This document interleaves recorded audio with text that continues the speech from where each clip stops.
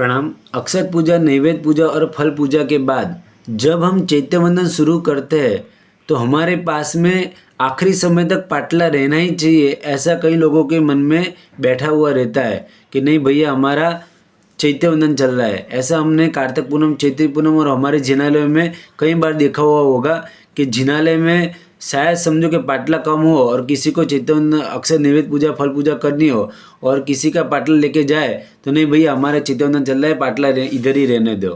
तो इसके समाधान में आगमोद्धारक परम पूज्य सागरानंद सुरेश्वर जी महाराजा ने बहुत अच्छा उत्तर दिया था कि जब हम द्रव्य पूजा में से भाव पूजा में प्रवृत्त हुए हैं तो अब हमें भाव पूजा में ही एकाकार होना है। तो पाटला कोई ले जाए तो इससे हमें कोई ऐतराज़ नहीं होना चाहिए, इसलिए कोई पाटला ले जाए तो दोष मानने की कोई आवश्यकता नहीं है।